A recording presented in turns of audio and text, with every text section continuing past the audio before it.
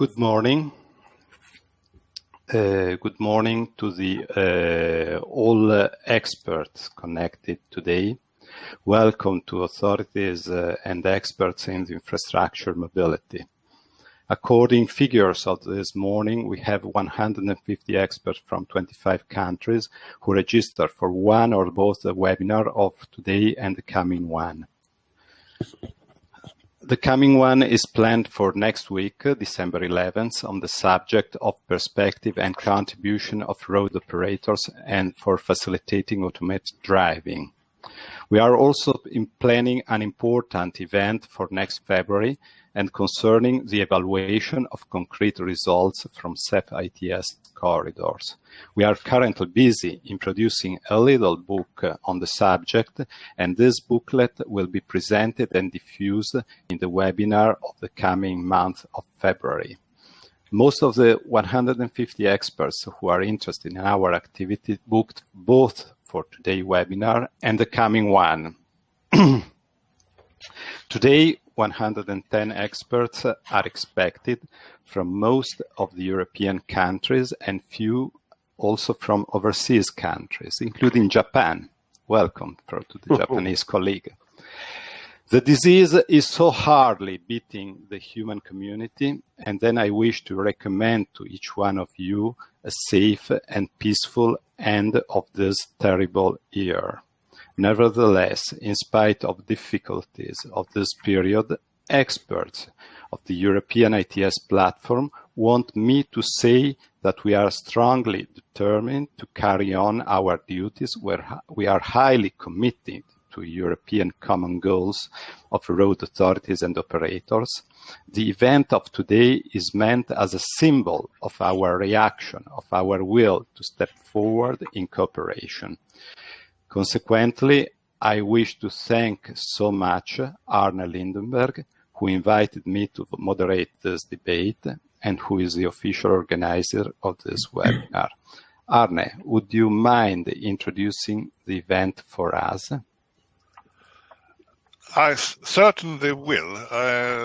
Thank you very much, and see if I can get my screen airborne. Just check, can you see my screen? Because I do not get, now I got the communication. Just to check, do you see my screen now? Yes. Now we see it. Yes, perfect. But not in presenter mode. No, but now. Now. Because I didn't get the chat box to confirm. That's why I was a little bit. Okay, everyone. Thank you very much to listening to this webinar. I try to provide you with a short introduction when we got the technology working. So in the roadmap activity that Roberta kindly mentioned, we have been about 15 to 20 experts conducting different workshops, surveys, analysis, and so on. Just to answer questions like, what is actually driving ITS deployment? Which priorities are made to make things happen? What is the role of different stakeholders? How do we achieve a corridor perspective on ITS deployment? I know Jonas will come back to that, but we all know that investments are almost always local driven. So how do you make locally driven investment also become a part in the European transport system jigsaw puzzle? And what need for ITS is then seen. A work complementary to previous and ongoing ITS timeline and roadmap activities. So there are, of course, within the EUEIP also some parallel activities that we try to make everything sit together in the best possible way. And of course, as already mentioned, focus on the corridor perspective and international cooperation. So, just to make a short brief or conclusion is that local traffic problems is solved by technology. European transport problems are solved with harmonization. And I would just elaborate a little bit further. I know you'll come into that later on, but I think that this harmonization is one of the most important parts of let's say, state road administrations, road operators, contribution also when we are also heading, when, for example, with the connected vehicle, towards cooperation with industry, because cross-border harmonization this is a main contribution from the authority side to make things happen. So we have chosen to start our presentation part with two very important subjects: the need for a common understanding of ITS cost and benefits, also on a corridor level. This is, of course, very important to make things justifiable, and how European cooperation can be organized. Then we give a brief overview of all actions proposed, which is followed by a discussion in our distinguished panel, where we also invite all webinars participants to engage. So this will all be handed up under the eminent lead by Roberto. So thereby I will close my presentation and hopefully stop sharing the screen and leave the floor to Roberto again. Thank you for borrowing it.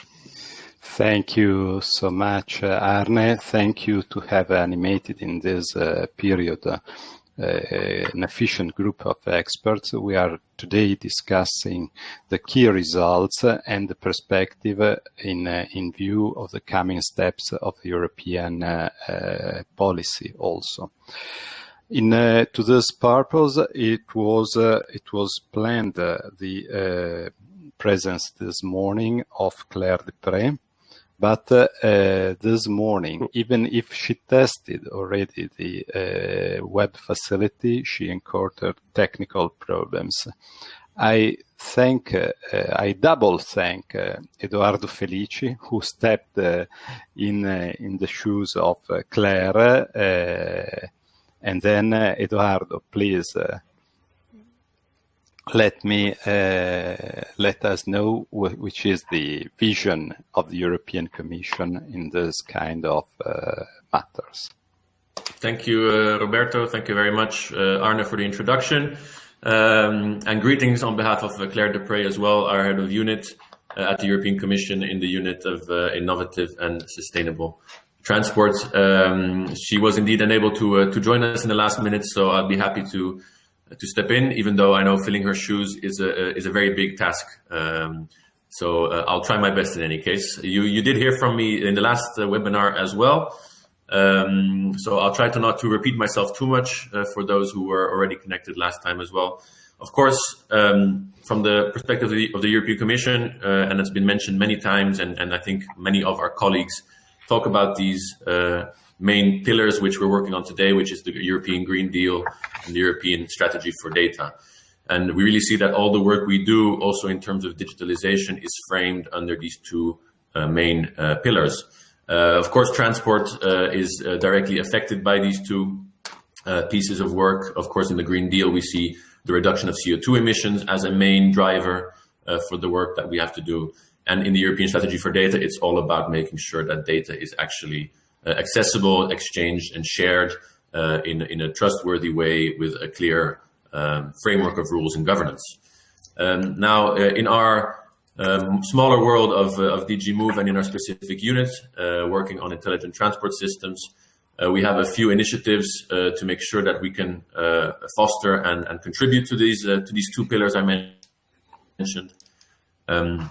We have, of course, the revision of the TEN-T regulation, which is coming up, speaking of corridors, where we see that there will be a very, very strong and much stronger focus on digitalization of TEN-T as a driver to make sure that the capacity of these networks can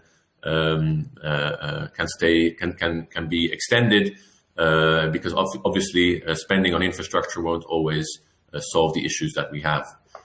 In terms of the ITS directive itself, so the directive which anchors our work in terms of data accessibility and availability, you might know that we are planning to revise that ITS directive as well in the coming year to make sure that the priority areas are realigned with today's challenges, and to include possible new provisions to make sure that data can actually be shared under this new strategy for data. Under this ITS ITS directive, you might be familiar that we have several delegated regulations that encourage and accelerate the exchange of data. I'd like to mention two of them because those are the ones that we're actually currently working on. One is Spec B, which is the one on the real-time traffic information provision. That's one I'm actually the desk officer for, and we are rounding off a study to help us decide how we revise this delegated regulation. And I'm very happy that Arne mentioned this challenge of understanding what the costs and benefits of ITS are, because that's something that in the supporting study which we've run is an important feature which is quite tricky to quantify in a correct way. In this revision, we are planning to see if we can extend the amount of data types which are included from the road, from dynamic road situation, and from traffic data. And we're trying to see if we can extend the geographical scope of the delegated regulation to extend the networks beyond the 10T and the motorways, but also cover urban roads to cover new data types like urban vehicle access restrictions. Now, when researching this to create an evidence base for the revision, the KPIs which the member states report on in their ITS reports obviously give a view, but still a very limited view. So I really encourage further work on KPIs to make sure that these kind of studies can actually be grounded in good multi-criteria analyses, in cost-benefit analyses, which actually make sense, which help us to predict the impacts of these changes of legislation. Now, a second delegated regulation we are working on is the so-called Priority Action A on the multimodal traveler information services. And there we see, again, a need to revise it because of the growing importance of mobility as a service, which obviously creates services which will cover entire networks, not only corridors and 10T, but will try to improve the efficiency of transport for everyone on all networks involved. And there, especially then the aspect of digitalization and ticketing will be addressed to make sure that access to these to all different transport modes is possible for everyone. Now, this gives a bit of a legislative view of what we're doing. We have, of course, another animal, as we call it, called the mobility data space. This is one of the initiatives that flows directly from the European Strategy for Data, where different thematic data spaces have been defined. And this mobility data space, the idea is to accelerate the exchange of data and trust between the stakeholders within the transport domains. So we see that these revisions of the delegated regulations and the ITS directive and the 10T regulation will contribute to create this mobility data space. Now, what it will do exactly and how this will be formed exactly is still a matter of discussion. We're still working on that. But I think 2021 will bring many, many exciting things in that field as well. Let me finish by mentioning also the freight aspect and the logistics aspects. So as mentioned with the traffic data and ITS, which is more the side I'm working on, we see that, of course, where the corridors carry by far the greatest amounts of transport in the EU, the capillary networks, so everything then which eventually leads to your front door, is something which really needs to be tackled as well to make sure that digitalization on these secondary networks is improved and increased, because in the end, both for traffic and for freight, the trip starts somewhere and ends somewhere, and that's usually not on the 10T or the corridors themselves. So we really want to try to support these door-to-door services. In terms of freight, there's the Digital Transport and Logistics Forum, which is working on exactly these kind of initiatives with the freight tickets in an electronic form and these kind of things to facilitate these exchanges. And of course, the Green Deal also mentioned the modal shift to inland waterways and to rail to make sure that our road corridors can handle the congestion, the growing increase of freight exchange. So this is another important aspect in the transport realm we'll be dealing with. Of course, everything we do now is also going to be supported in the future by the Connecting Europe Facility funds and other funds. Horizon Europe, if research and innovation is involved. So we will try to make sure that these new developments and the digitalization aspect of them will be supported as best we can from the side of the European Commission. Thank you very much. Thank you so much. Thank you so much, Eduardo. I appreciated your statement also on cost and benefit, because we are the road authorities, we are the road operators working together in the platform, and you know that our field is a field that is highly regulated, we have, and then the cost and benefit is something very important to drive a process of evolution of technologies in our network. This is the reason why I think you will appreciate especially next speaker, who is Mirja Pettinen. That is she is a research manager in VTT, and she will address about benchmarking corridor performance. Mirja, please. Okay, thank you. I hope you can see my screen. Please confirm. Not yet. Not yet. Yes, now. Now it's okay. Okay, so it was just slow. Okay, so I was kind of invited, and I'm very pleased to be here and talk to you, I think, in behalf of this group, 4.3, and also on behalf of Activity 5, where I have been working many years, since, I think, EasyWay times. Okay, so first, some background and motivation for my short presentation. Of course, as it was already stated very nicely, it is very important for us to know what are the benefits of ITS investments, and are we getting those to be cost effective? So what benefits are we getting with the investments? And to be able to collect the EU-wide information, or let's say EU-covered information, or the cost effectiveness, we need to be able to benchmark the corridors, or collect the same kind of information from all the corridors. Not saying that we need to say that one is better than the other. They are totally different in the nature, and they have different traffic composition, they have different accident statistics, and so on. But what we can do when we are benchmarking, we can learn from each others.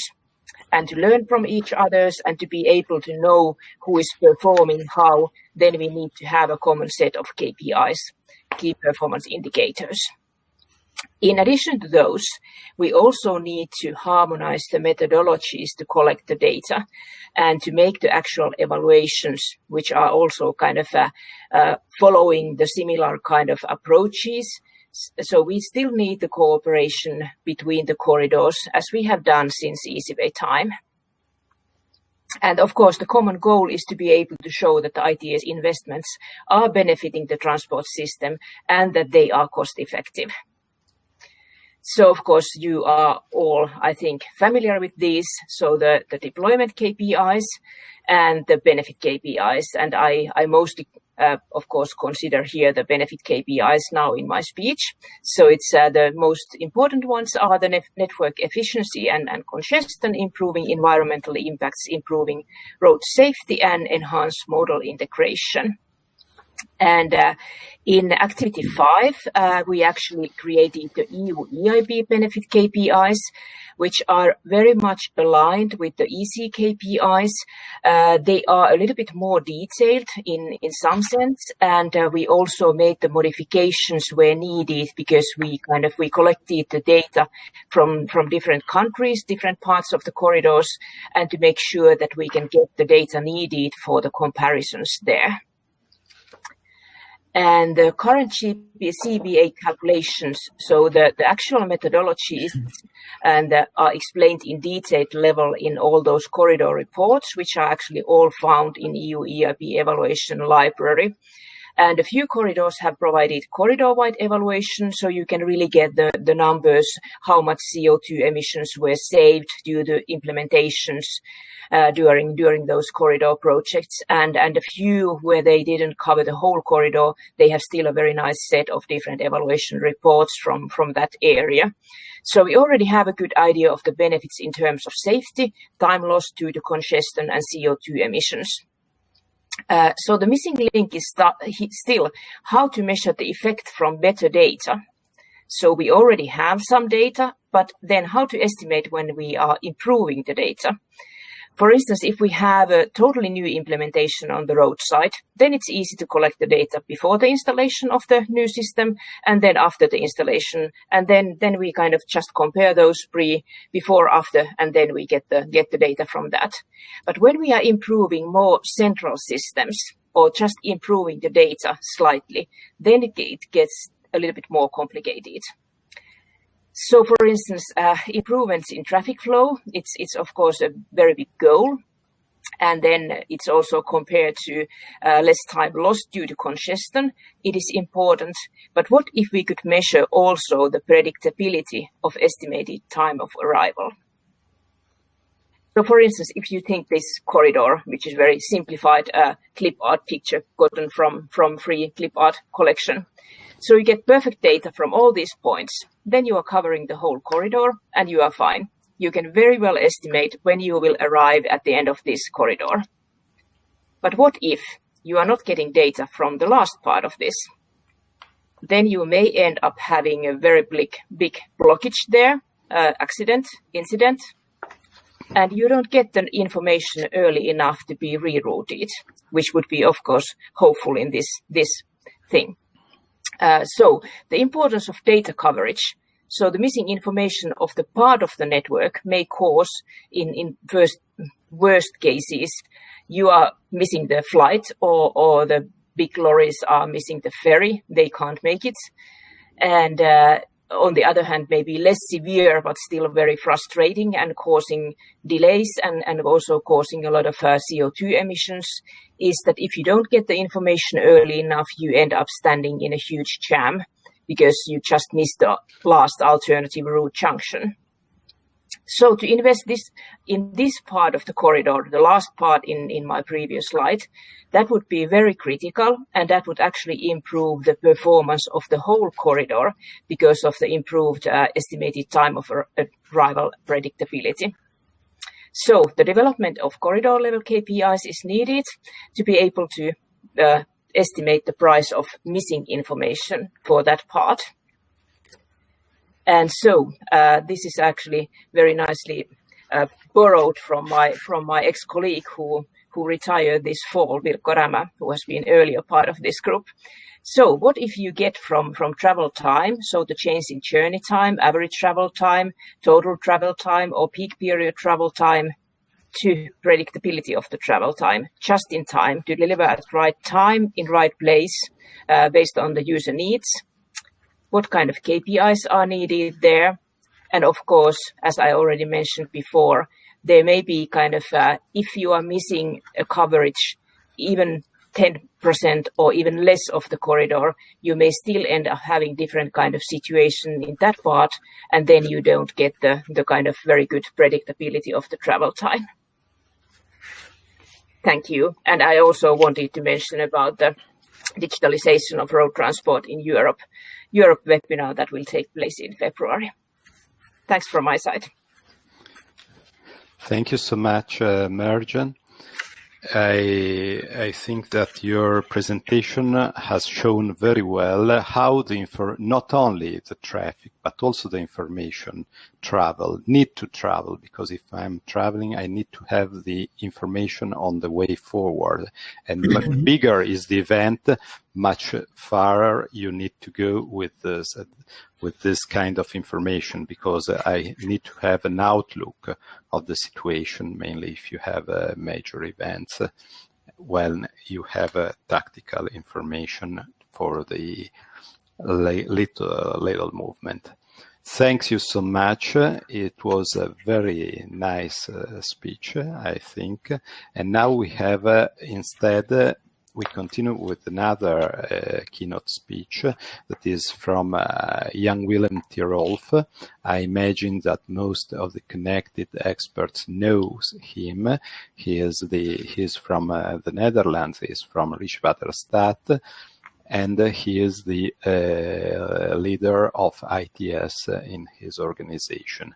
He will address us as platform and champions for this digitalization leadership, and he is very pertinent to him because he is the leader of the task force of the European ITS platform on this kind of topics.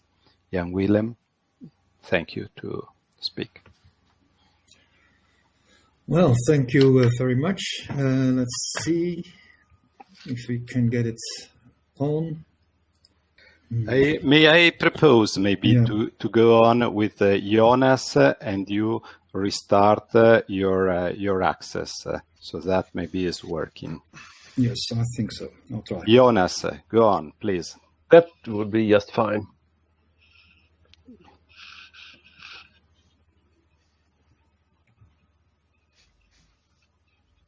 Then I will just start my presentation.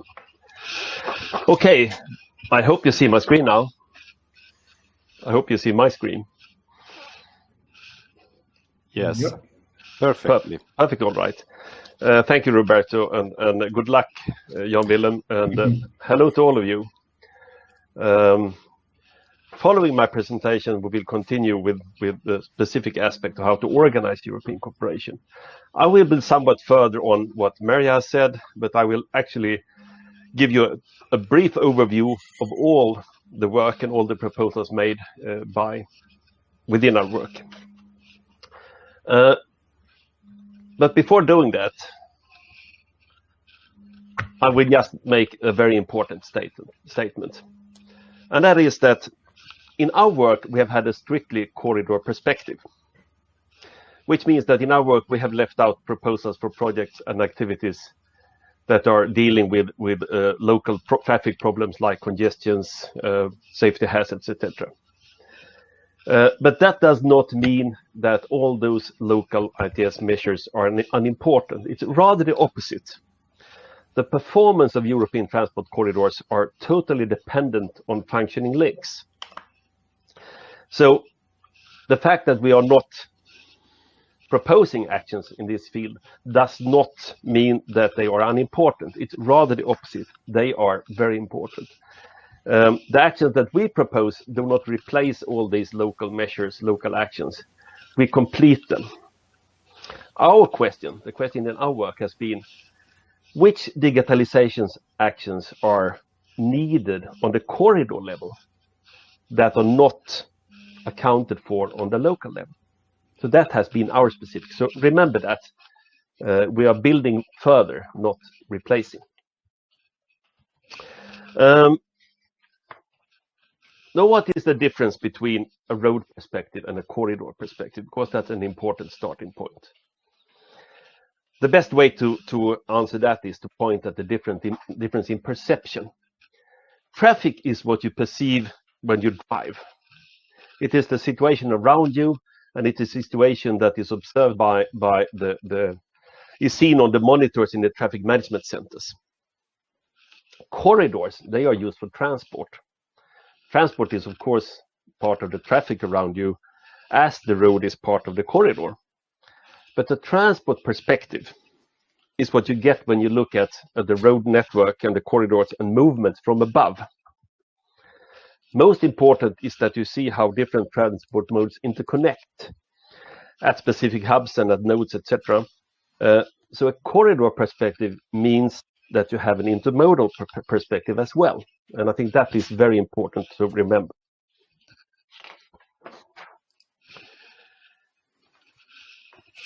Our goal is to digitalize the road parts of core network corridors. Well, what is then the characteristics of a digitalized corridor? When do we know that we have succeeded? And there are three statements we have made. And from a user perspective, it is basically that you do not perceive any borders when you drive along the corridor or when you use it intermodal connections. That would mean not only geographical borders, but all kinds of hinders to free mobility of people, of goods, of vehicles, etc. And you can only reach that if all data is available and accessible by those who need it at the time when they need it. And that should be all through the transport chain. All the organizations that are involved in enabling this, they must have, of course, and that's a key point, have arranged all the relations through a multitude of arrangements and agreements. And that is why digitalization is so much an organizational issue as a technical issue. The ultimate situation of a digital CNC is that you should be able to operate a digital twin of the corridor. Then you have really succeeded.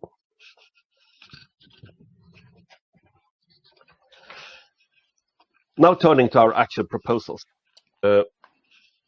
We have chosen to make a rather short list of actions that are enablers for more specific applications to be implemented. Our time horizon is very short.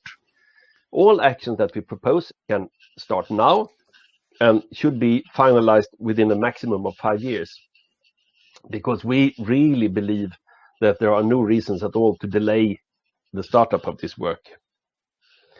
Further on, when you see our proposal, you may think, hey, we are doing this already on some of them, and this is really true. We have not tried to be very innovative or to identify actions that are of high technical novelty, but rather we have tried to identify what are the actions that are needed in order to digitalize the core network corridors.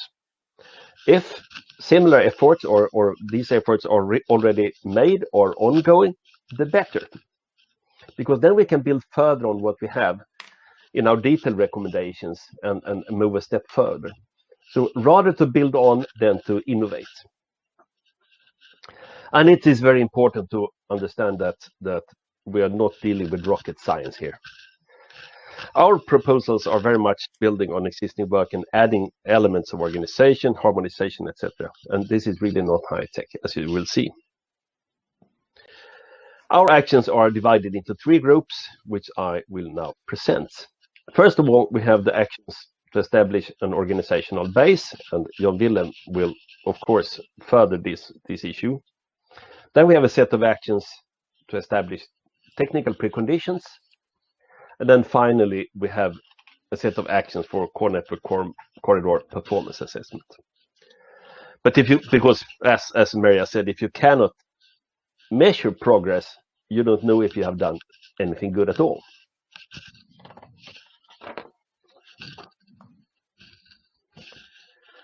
For all actions that I will present, I have delivered a legend, which you can see on the lower part of my slide. It's very clever. At the size of the icon represents its value, its current status, and what expectations we have ahead. So a big icon means that a lot of work is done or a lot of work is needed or whatever. And a smaller one is, well, this is not that much work needed and etc. The first action in this group deals with bringing together current organizations dealing with corridors. This is the action for core network corridor champions and platforms. And this is what will be furthered by Jan Willem in his presentation.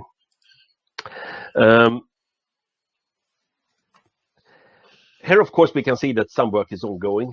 Already at the last forum, this was a key point made by the representative from the European Commission at the opening session, where it was stated that, for example, finding a closer relation between the core network corridor coordinators and the ITS corridor projects would be an important progress to make. And that is really what we're looking at and stressing the need for in this action. We need to find a way to bring the corridor coordinators' work closer to the ITS corridor project work. We can see in this task that some work is ongoing. We shall not expect too much workload ahead. And we can see that an initiative from European bodies here is paramount to make anything happen. There's a very big European symbol And it's really indeed a suitable task for cooperative bodies like the ITS, like a platform, like the current European ITS platform. The second action is much newer and it's much more specific. It is the action to establish a road corridor information document. We have learned from a current study in the EUEIP, very small, that this can be of great value. It is actually an idea that we have borrowed from the rail corridors of the core network corridors, and it's the idea to create a description of the contents of a corridor from a digital point of view. Our conclusion is that the work needed is not that big actually. Is rather limited. A European interest is, of course, important because if this work should have any meaning, there must be a European agreement, a European idea behind it. And actually, to conclude the workload is not that big. It's fairly moderate. In the second group, we have the actions to establish technical preconditions. It's more technical, it's more service-oriented. The first action deals with the fact that we see very little systematic studies on solutions for boarding crossings in the broad sense. There are, in our inventory, we have found that so many good examples of intermodal solutions, of cross-border solutions, etc., even that are supported by the European Union. But these are not turned into well-known best practices and guidelines. How they do in Estonia in order to create good intermodal connections are not used by other parts of Europe. And we think there's very much value in making knowledge and solutions available also for other parts of Europe. And this is really a waste what we see today. And if at first hand we see a need to map all the possibilities that are actually up and running and at hand. We also see, which is the second point here, an everlasting need for service harmonization. This is currently a huge task for EUEIP. As technology evolves and new services are established and brought in, harmonization must be driven on and expanded, etc. And basically, we think that this is a lot of work to be done. It's the platform role that we see today is extremely important, and there's a lot of work to do. So typically, this is the kind of action where we an important need to continue what we're already doing. Then follows two actions that very much concern future road transport: autonomous vehicles, self-drive, etc. But they are needed already today. There is a very strong need for a uniform way to define operational design domains, as we call them. That is to describe which conditions that applies at a certain time to a specific part of the road network. Geofencing which is at stake in many countries today, is typically one part of this. Standards are here well underway, but implementation is seriously lagging behind. Already now, when we work in the huge European projects like Nordic Way, etc., we find that at each site where we implement geofencing solutions, we have our own solutions on how, for the authorities, for the cities, etc., to describe the areas for which actions or specific restrictions apply. There is no common way, and normally, and in general, it is in our case the vehicle manufacturers or other kind of service providers that actually are the ones coming with the solutions, not the road operators or road authorities. The next case, and also here we can see a situation where we have plenty of standards available, but implementation is seriously lagging. The next case, which with an even wider potential usage, is the ability to describe regulations and other guidances that apply to a specific part of the network. We have the meter, the standard on electronic traffic regulations here. Also here we have the standards available. but when it comes to implementation, and when it comes to road authorities and operators to set the profiles within the standards, very much work is lagging behind. Here, which explains a little bit bigger green bullet, important work has been started by ITS corridor projects. Some engineer proposed a project specific on this, which did not take off. We see that as an important building block for the future. Last but not least, we have the requirement to make all data accessible at all time. And that calls for the interconnection of a multitude of data sources through a range of business arrangements.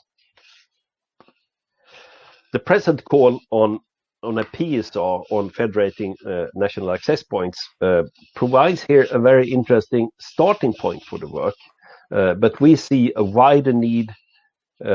Well, rather than integrating all the NAPs, we need to integrate all the data sources that actually together form, you can say, the intelligent network of the core network corridors.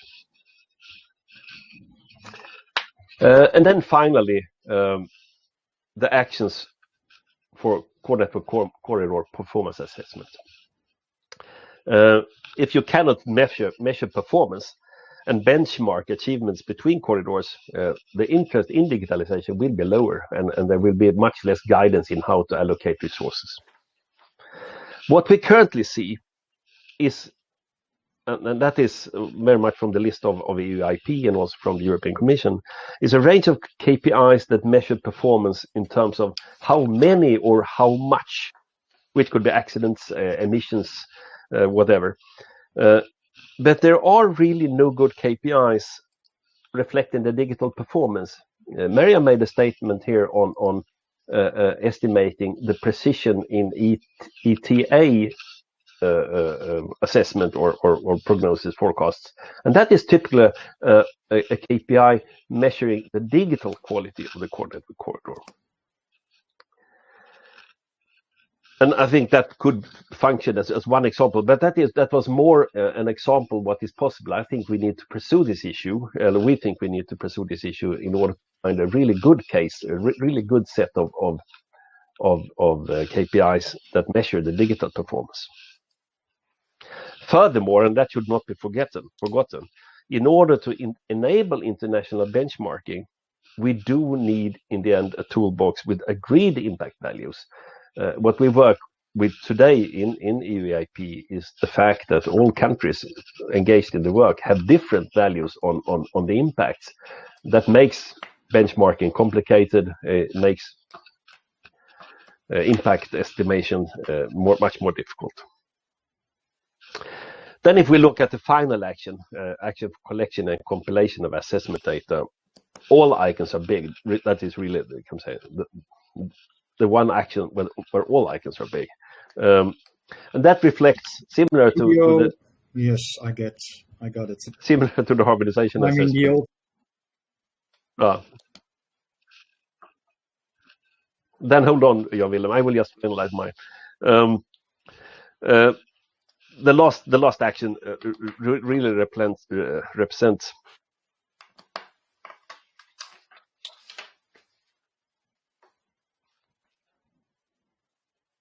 hold on a little, Jan Willem, because I'm giving my presentation now. You don't see that.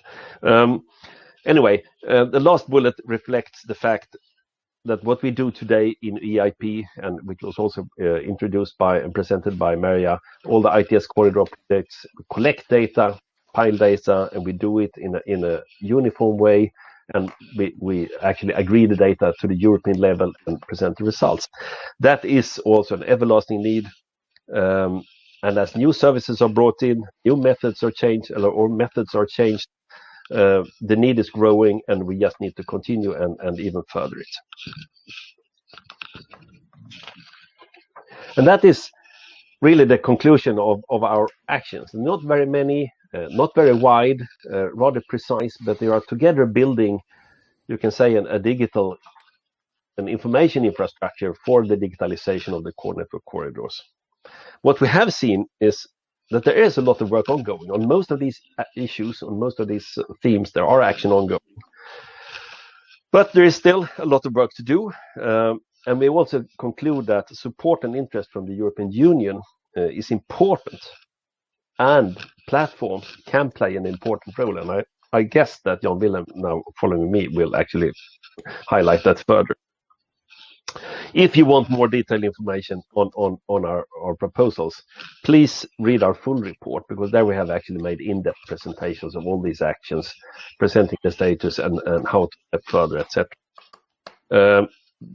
This report, if it's not already available on the EUEIP website, will be rather soon.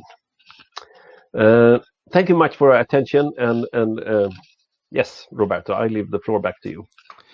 Thank you so much, Jonas. I am enthusiastic of having the opportunity to start the debate, having already a wide bunch of proposals, and your report, the policy brief that was produced, and your presentation also cover an extreme wide range of opportunities to deepen, I don't know, from seed to geofence, cross-border digital regulation, integrated information management, and so on. So we have so many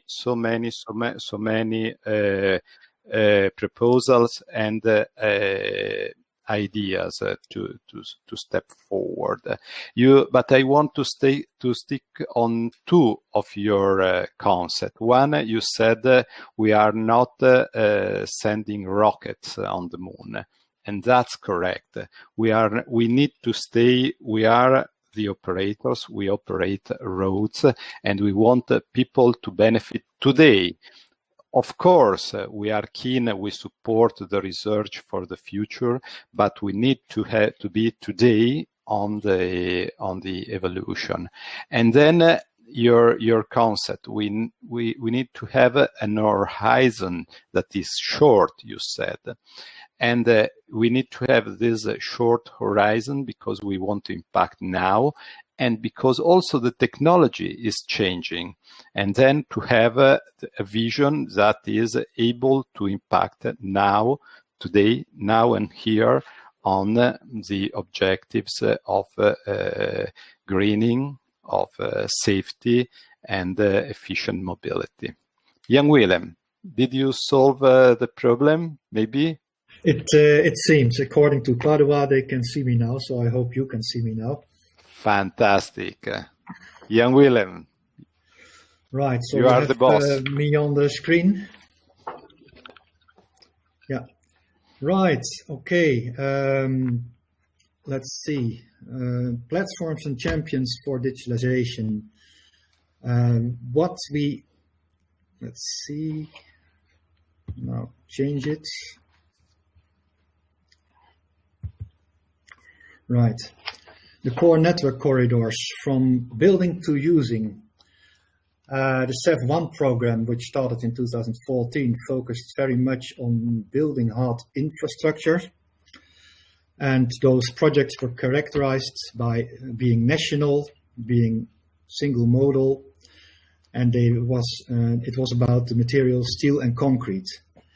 Now in the CEF2 term, we will have an additional focus on digitalization.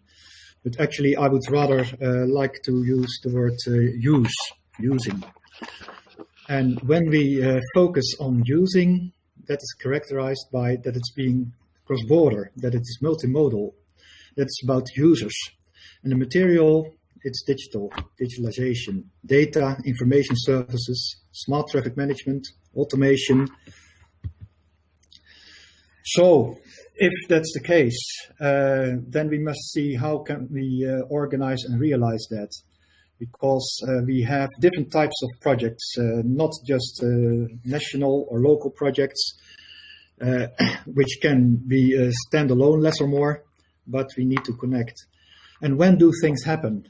Well, authorities, they prioritize on the tasks in their jurisdiction and optimize on the cost and performance for their operation. If you talk about national road authorities, for instance, and road operators, they get a budget from Parliament and a program, and that's what they focus on. So if they have to do anything cross-border or cross-mode to rail or whatever else, it's a bit of a problem because it's not in their own organization. And the market, it works from their business cases and market strategy. And, well, we do have existing business cases, but in digitalization, we get a lot of new business cases. So how do we realize cross-border, cross-mode, harmonized services which are not under the control or core interest of just one party? Then we come to implementation platforms.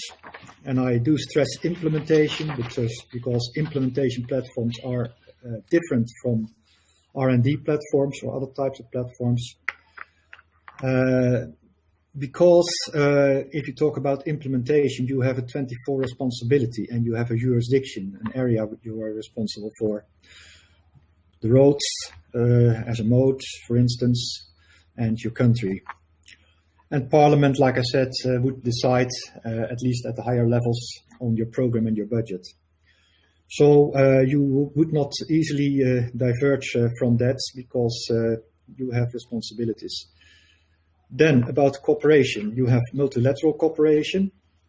If it's outside your core competence or jurisdiction, it requires a platform, but a platform of sufficient coherence.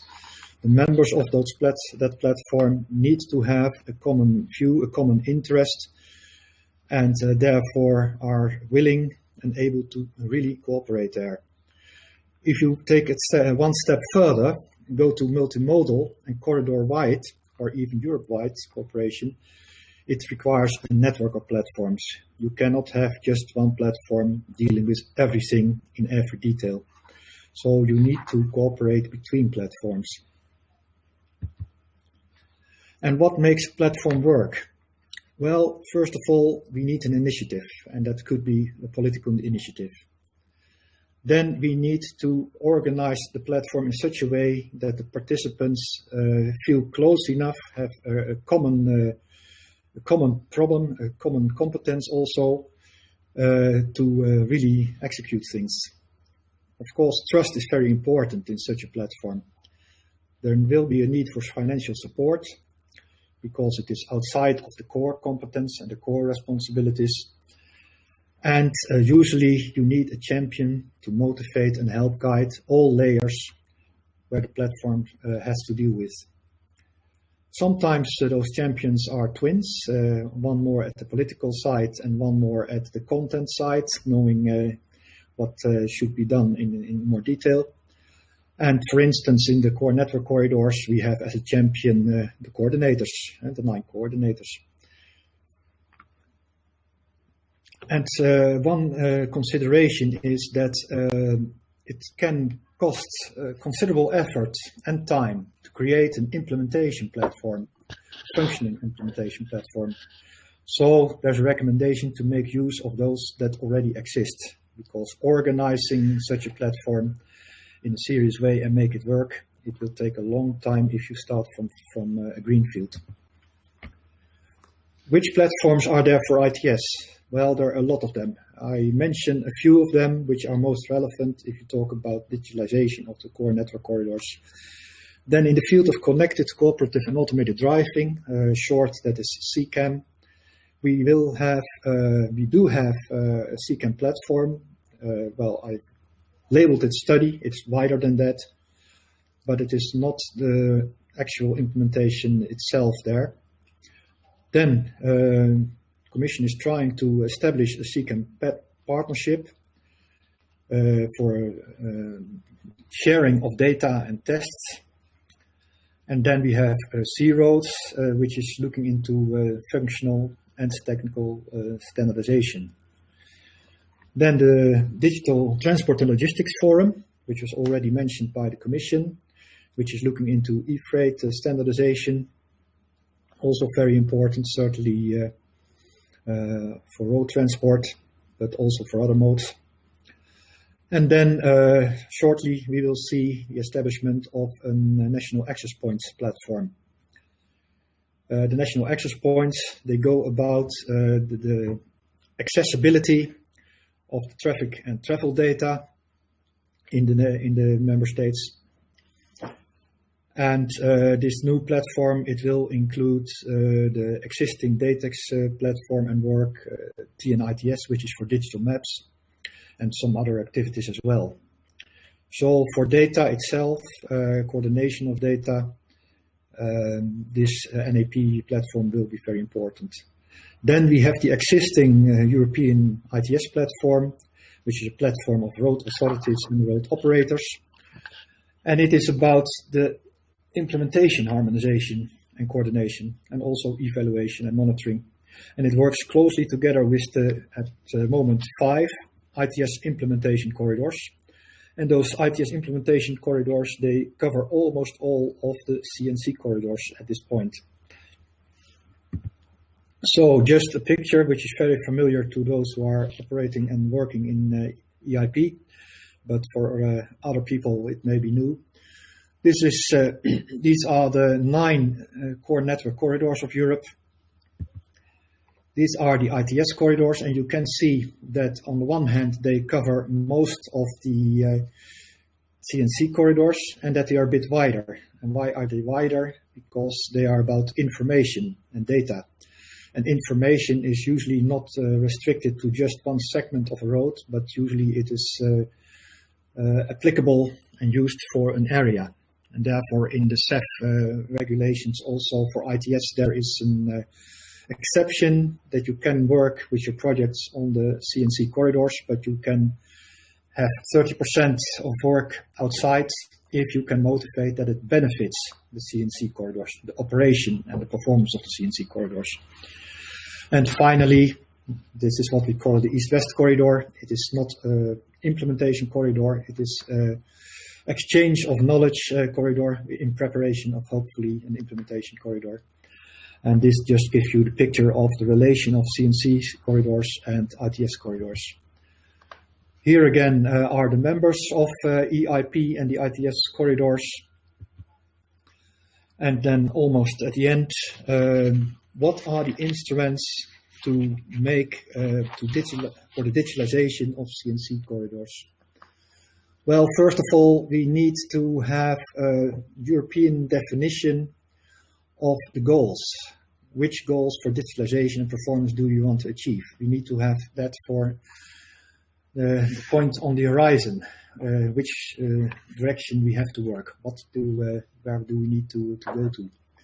Then, of course, we will have legislation and regulation, and already the revision of the 10T guidelines were mentioned. The ITS directive, which will be revised, was mentioned, and delegated acts. Then we need KPIs, and we already heard in the other presentations the importance of KPIs, and I just mentioned a few of the items there, but in the other presentation it was detailed a bit more. And then also the Commission has the possibility to put specific requirements in CEF calls, so that they can link their funding or co-financing or other financial instruments to certain requirements regarding digitalization and the harmonization of that in their CEF calls.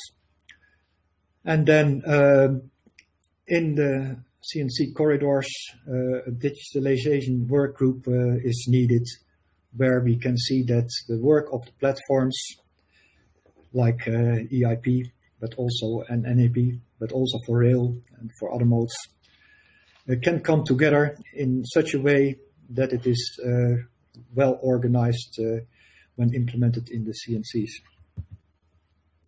So my final quote, well, for the better use and optimal performance of CNCs and wider networks, digitalization can provide seamless, continuous and harmonized services for all users. It will require levels of cooperation between many sectors and many stakeholders, both public and private. Because in digitalization, we do see that the private sector is pervasive, is all over society. So we have to make use of what they can offer and what they can do. Most feasible way to realize this massive undertaking is to use a network of platforms, each with sufficient competence and also not just technical competence, but jurisdiction, coverage, control, to seriously contribute. And for road ITS, the ITS implementation corridors coordinated by EIP and linked to the NEP platform, CCAN platform, etc., are an existing base to play such a role. Thank you for your attention. Thank you, Jan Willem, for this fantastic outlook of the situation of platforms. I appreciated this vision of this double, I would say, vision of the political initiative and the championship.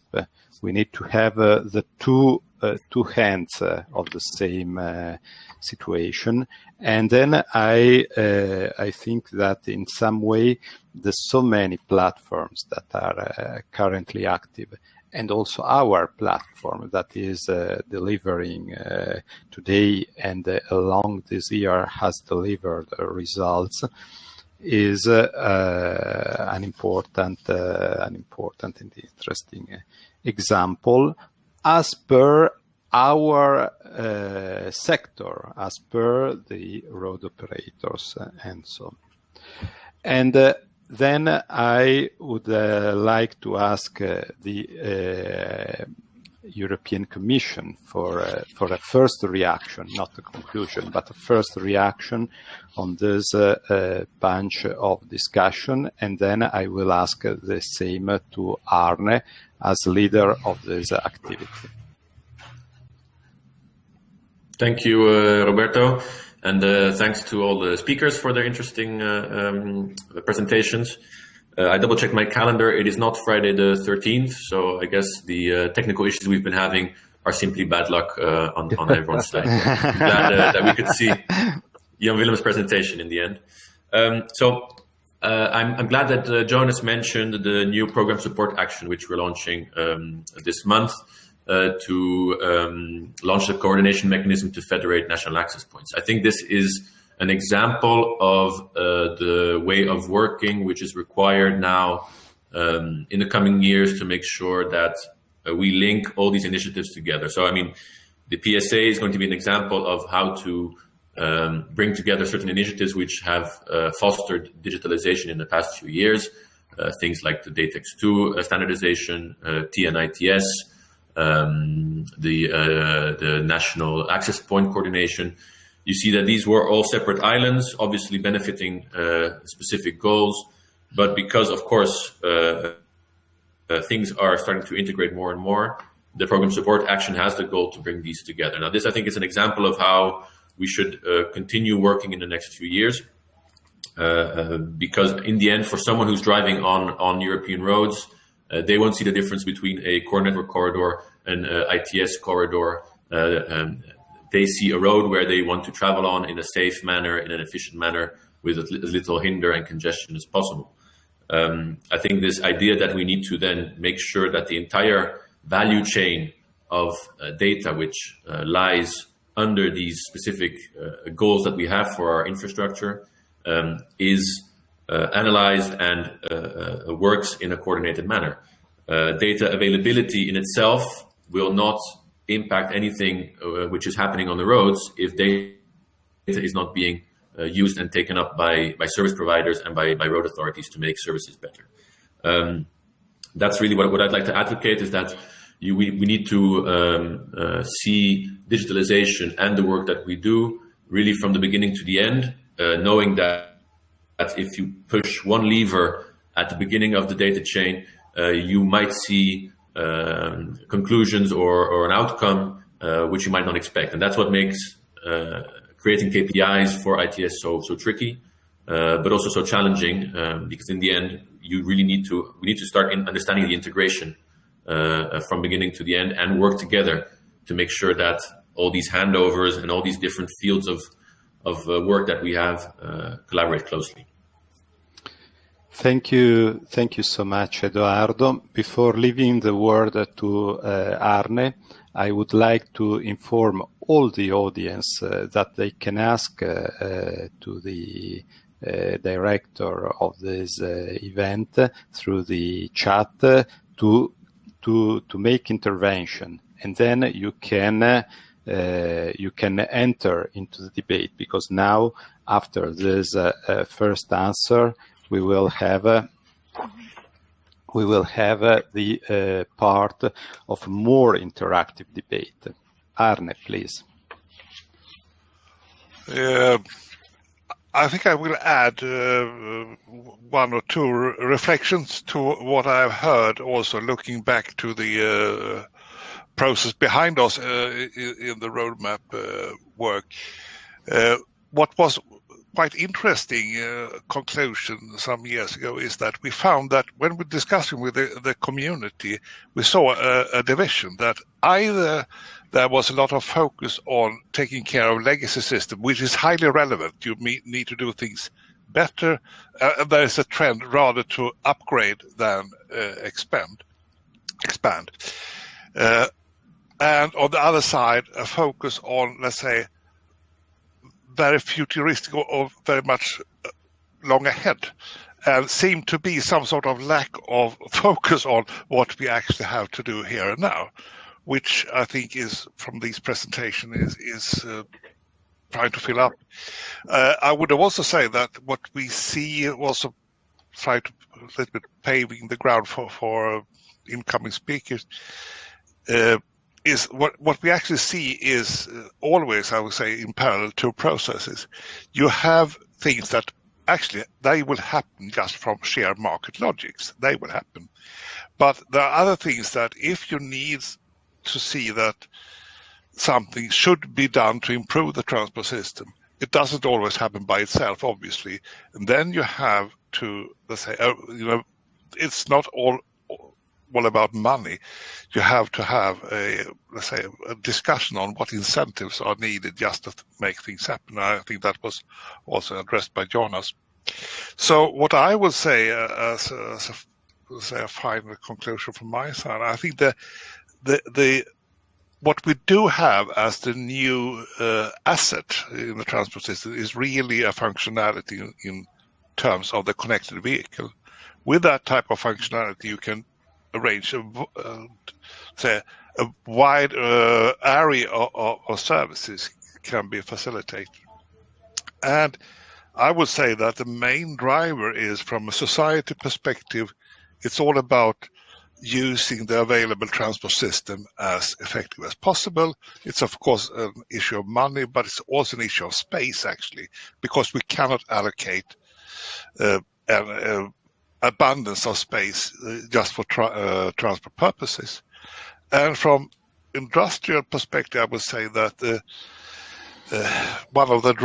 one important driver is really reliable accessibility, that you can assure that needed transport also get through.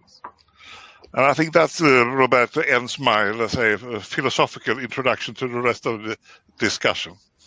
I like as you know, I like history, I like philosophy, and I follow you on this. But before following you on this, I want to remember people, please, to pose a question to our experts. And then now I answer you. I think you are completely true. The society is changing. Our activity is the information and the digitalization of the society is changing not only the traffic, the mobility, but is changing the society. Look at this period. Look at the period of the COVID-19. It changed. We see the markets up and down. You see the mobility that change face. You see experts that are cooperating in another way. This is the example of today. The same will happen. The same we see it happening with the technologies on the road, and the self-driving cars will change the perspective that people will have of the mobility. Places will be nearer in the future in the perception of people, and things will change accordingly. And the same happen when all this different way of of traveling will be interconnected. One of the important statements said by Eduardo was this concept of integrating different sources of information, because the traffic, the people choose the best for himself. That is normal, because this is what he needs. And more you have an a clear picture of the situation, more the traffic is able to choose the best way, the most efficient way for himself. That is, let's say, in some way, a most efficient solution for the community. But now I don't know if you have any other speaker has a question from to the keynote speaker. If not, I propose you to start the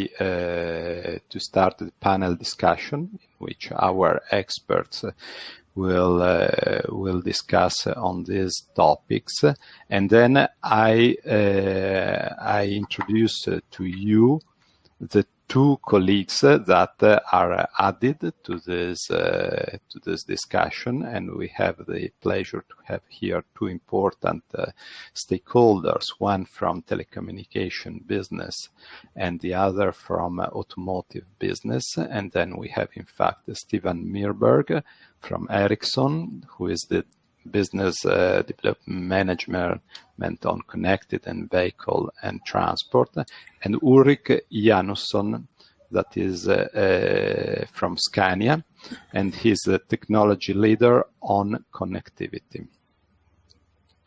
Before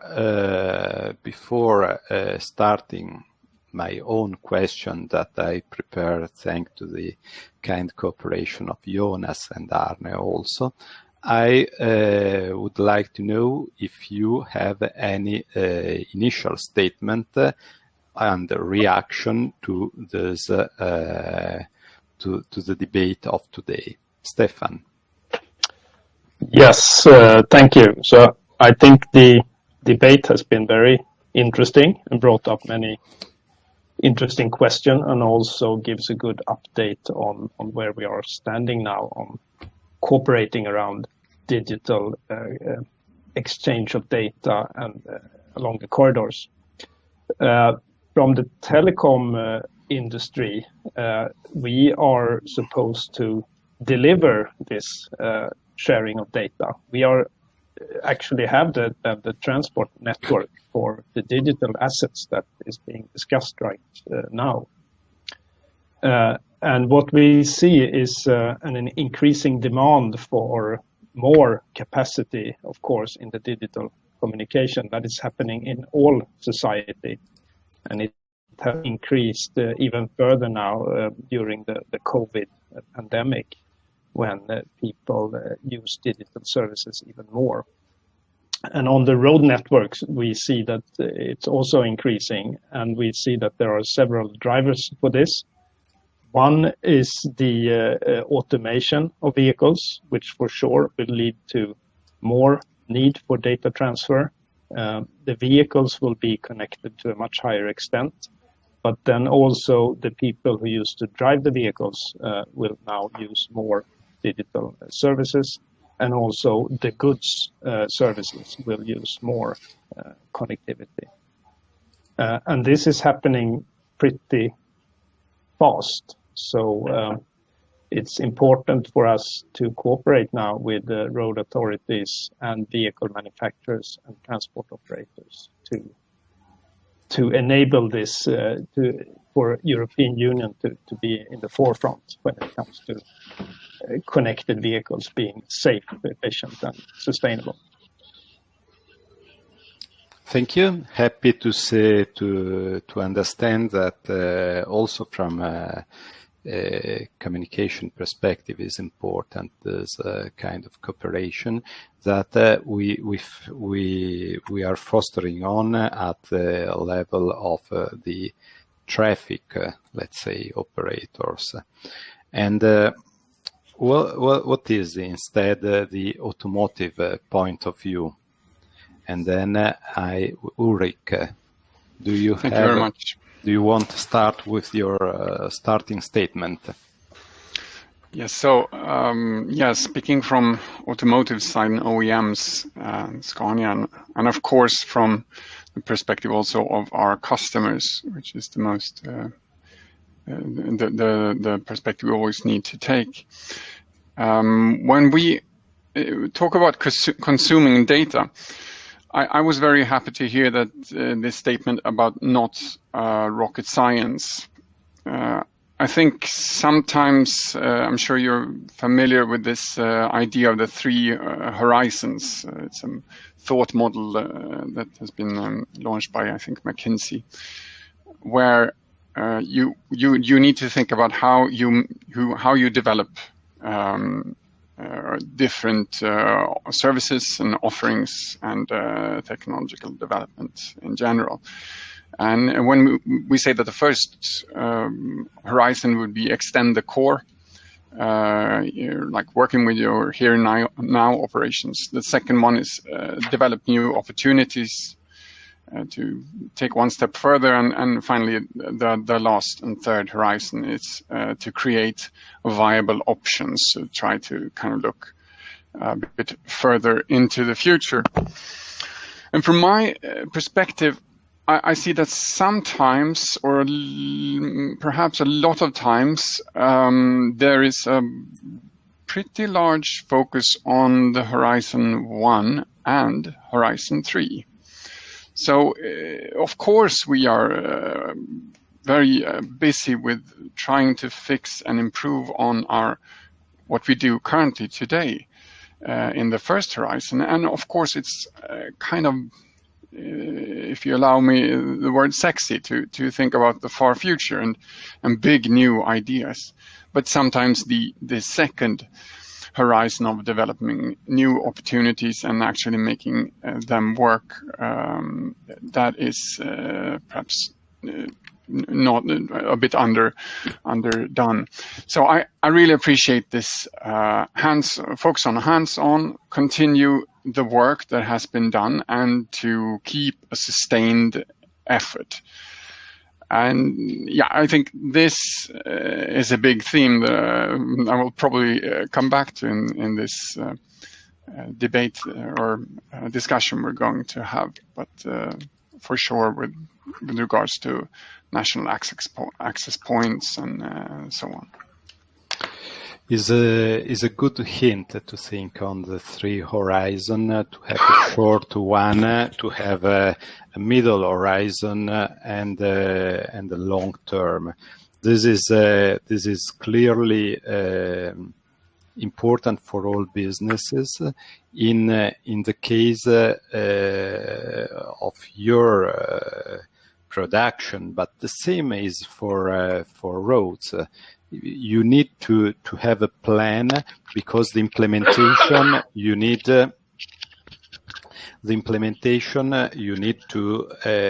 time to implement. You need time to deploy the technology. Once is decided, because we are speaking of technologies, not the technologies we need to cater for technologies of the future, but we need to implement the technology of today, because they need to be along kilometers and kilometers of roads. And then this is time, this is investment, this is the objective, and this is what is bringing back benefit to the society. The fact that the technology is available around. And if you want, on the automotive side, is exactly the same. It's not because even the number of the parked vehicle is changing. And then the benefit of new technologies that you are implementing are not appearing like this, are appearing along maybe 15 years, the time that people has completely changed the vehicles that they are driving. And then now the challenge is to cooperate to choose, to decide, and to promote a common vision and a common approach to this. Okay. And it's basically about scaling up and reaching this kind of network effect. So, yeah. Absolutely. We need to scale up to have this. And then I start proposing a first question. I would like to have a reaction on this from Ericsson and from the European Commission, especially because we have an interesting example of an European initiative is the effort to establish 5G cross-border corridors for connected and automated mobility.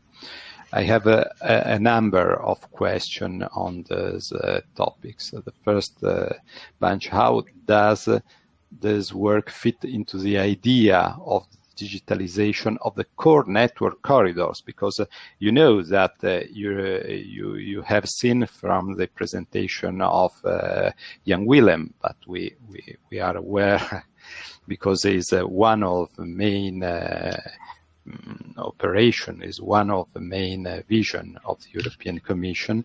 How does it fit into this European core network corridors? Why do we need 5G along the corridors? And I'm sure that also Jan Willem will want to have a say on that.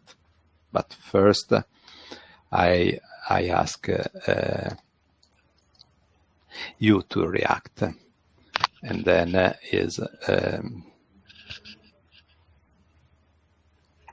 Yes, Roberto, with you mean me, yeah, right? Yeah, yes, exactly. Sorry. Since sorry. we are a few people in the call, could be anyone. Thank you. I'm sorry. Okay, so on the 5G communication, I mean, this is obviously a file which we do together with DG Connect and DG Grow, so I won't speak on their behalf in any case.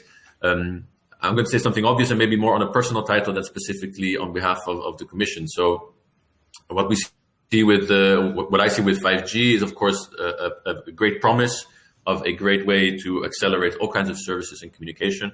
What I'm a bit afraid of, so I'd like to hear if the telecom colleagues in the call have their views on this, is that to create a successful business model for 5G deployment and to be able to recoup all the costs that you're making to deploy 5G, if you're actually able to deploy 5G along the corridors in a way that ensures coverage along all the necessary main transport corridors in Europe.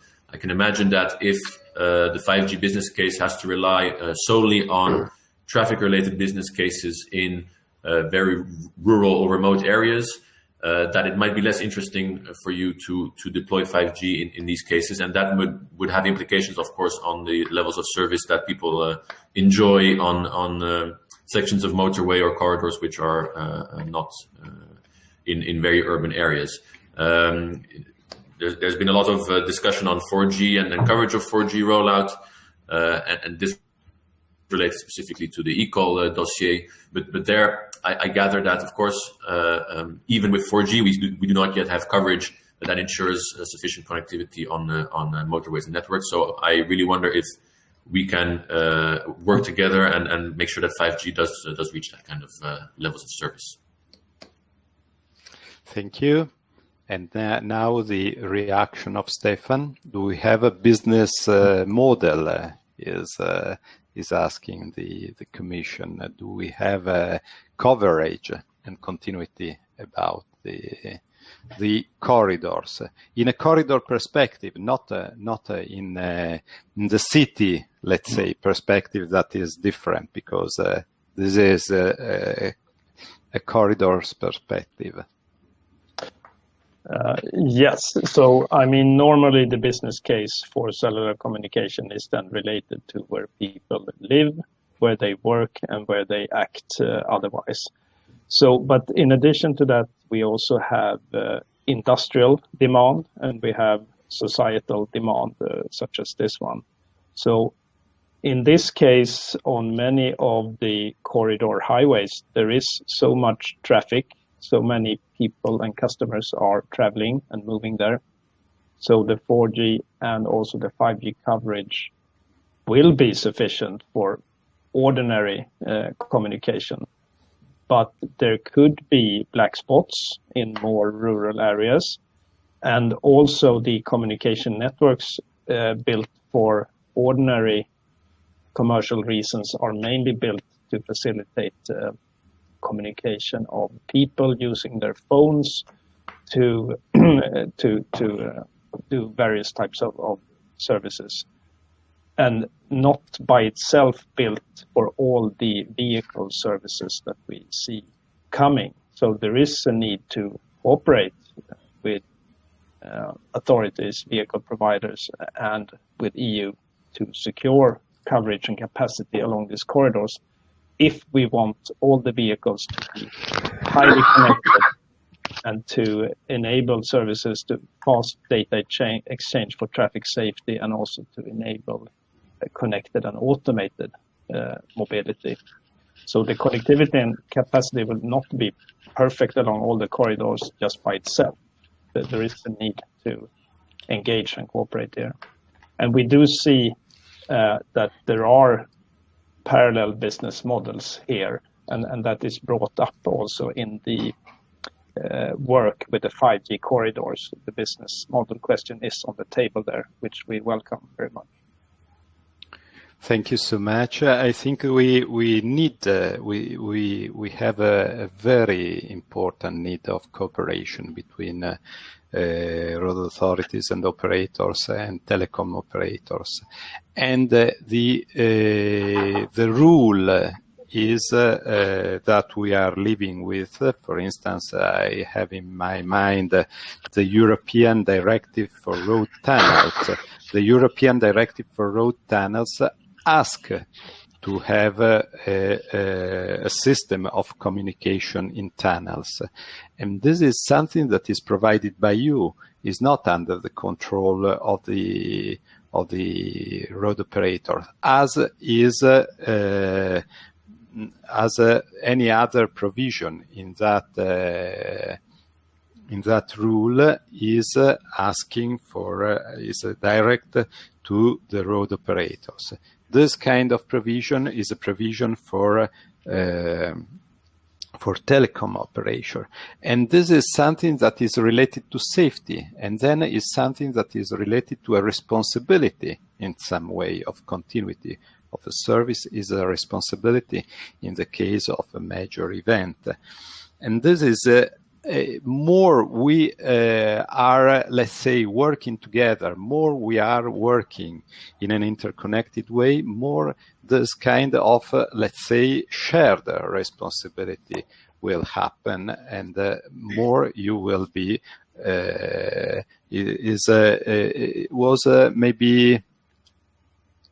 maybe Jan Willem that has spoken about the responsibility at the beginning of his speech, on the responsibility on the traffic on 7 day, 24 hours. Jan Willem, do you want to say something on this?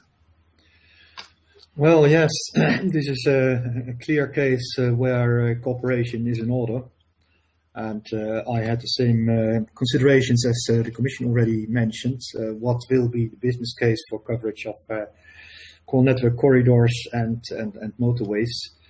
And as we learned that there might be some gaps depending on how good a business case can be developed. But it does seem that several parties need to cooperate in order to create such business cases. And I'm very eager to see how this will develop in the future. Thank you so much. Arne, do you have a reaction as well? A very general one is that I think that already described by other speakers, but I think one of the core issues is to understand how to exploit new technical possibilities. As I said earlier, the functionality of the connected vehicle, because I see from a authority side, but also from the industry side, I think that the different aspects of access management, or you call it geofencing or whatever, holds a huge potential impact both on society but also from industry to make the system work more. And that goes also for the applications also in more from rural aspects of this as well. And I think it's from a better understanding of what are the needs to exploit this functionality will also generate a better understanding of the need for capacity and network coverage and performance in these aspects. We have already done, for example, in Nordic Way, what we call the Nordic Tour, trying to see how good support do we have, for example, in this case from the 4G cellular networks to support services and so on. So I think this is a journey that we will be able to do together also with industry. And it's a living discussion. But I think the main challenge is really to find a way of exploiting, to define not necessarily services, but the functionality to build on. Thank you. Thank you so much. Now I ask if maybe Ulrich has a vision on this specific item, and which is the perspective of the cooperation, for instance, with the industry of communication from the perspective of OEMs. Yeah. I completely agree with the importance of having good communication along the road network. So that is crucial, especially when we look into the future for self-driving vehicles and so on.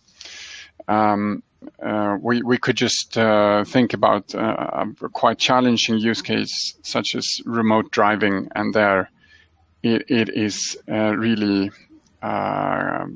key that we have a good communication network.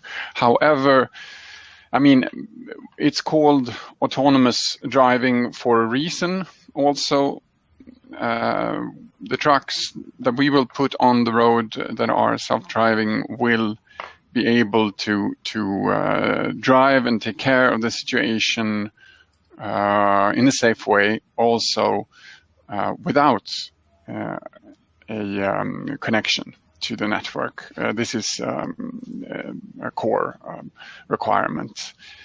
But I actually, coming back to what I said before, so this autonomous driving and so on, very important, but right now I almost think that even more interesting and immediate for us is how do we is not to get a better connectivity capability, but rather how do we, for example, bring up the quality of the data that is available today.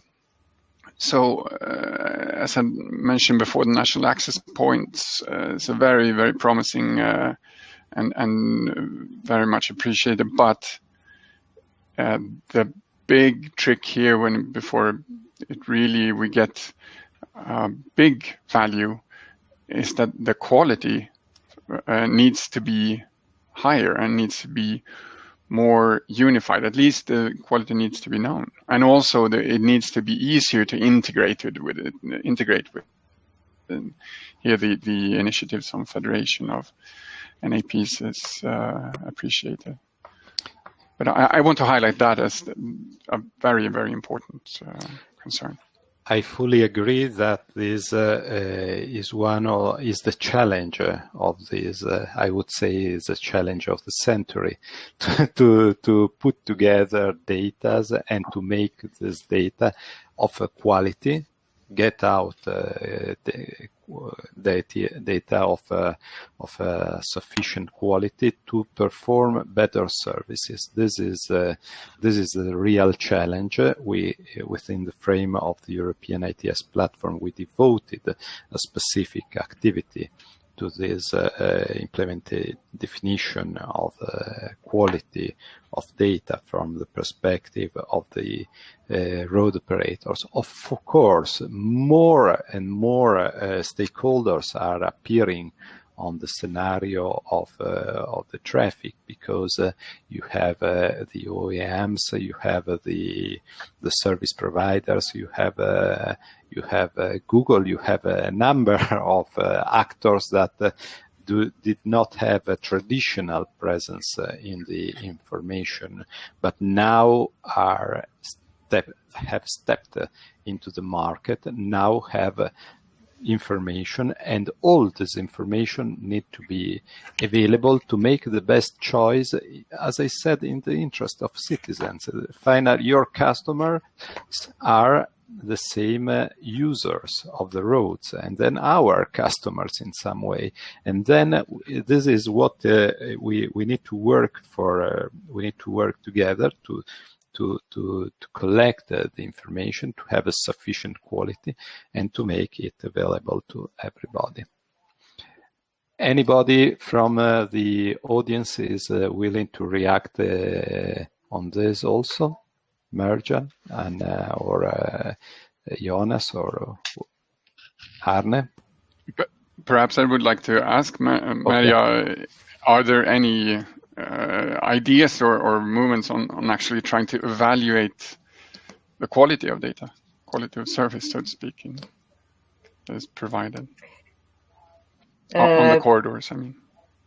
Yeah, we are definitely, we will be talking about that, as I don't know if I remember to say in my presentation that we are actually not right now planning how to improve the KPIs we are using in EUEIP, and definitely when we are making the final evaluation of next ITS3 part, then this will be kind of on one of the topics we will be talking there.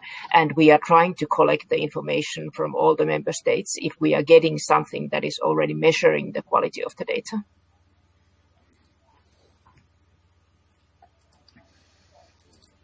Interesting. Thank you. And I now ask something to the road authorities and again to EC, obviously, Eduardo. The road authorities, you have seen the presentation of Jan Willem. The cooperation in the field of ITS has been cultivated by member states maybe by 20-25 years from scratches to ideas, to research project, to Euroregion, and finally to corridors. More recently, Mr. Reuters, the DigiMove director, addressed the community of road authorities and operators of the European ITS platform, asking them to concentrate efforts in a corridor, in a CNC vision, in a vision of to concentrate the effort to strengthening the core network corridors. Results are mentioned of all these historical results from scratches, from research, are now on the table. And then looking at this background, looking at this not as a success, whatever, but as a background, we have this, Europe did that, member states did that, and then which is upon that the role of harmonized large-scale deployments in a common European perspective. In which way the large-scale deployment can impact on this? Maybe Arne, you are starting. Yeah, it's a rather broad question, but I would say that one of the main objectives, I would say, for large-scale deployment, also addressing corridors, is really to upgrade different national arenas to a European transport arena in terms of let's say, paving the ground for a more elaborated cooperation between